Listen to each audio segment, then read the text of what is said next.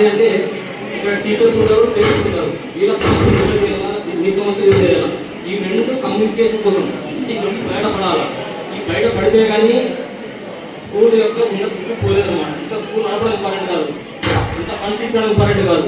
ఇది లక్ష్యమైన పద్ధతిలో నడుస్తుంది కదా. ఇప్పుడు నడుస్తుందంటే మనం అడిగే వాళ్ళు అంటే పేరెంట్స్కి కొన్ని విషయాలు అవకాశం ఇవ్వాలి. ఇలాంటి అవకాశం ఇస్తున్నారంటే ఈ విధమైన కార్యక్రమాలు చేయడం వల్ల ప్రభుత్వం ముందు ఆలోచించి ఇలాంటి కార్యక్రమాలు తీసుకుని ఏర్పాటు కారణం అది.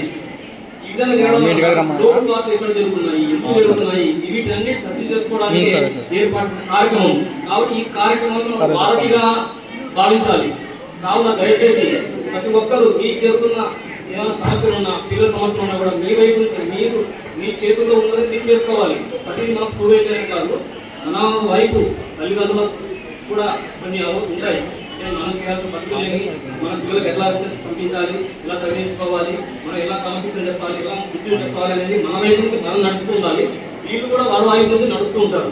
కాబట్టి ఈ రెండు వైపుల నుంచి ఉన్నప్పుడే మన పిల్లల భవిష్యత్తు బాగుంటుంది. అంతా వాళ్ళకి తోచినా మనకి ఇబ్బంది, వీళ్ళు మనకి తోచినా మనకి ఇబ్బంది. ఎవరికి ఇబ్బంది అంటే ఫైనల్గా మన స్టూడెంట్కి ఇబ్బంది, భవిష్యత్తు తరాలకు ఇబ్బంది.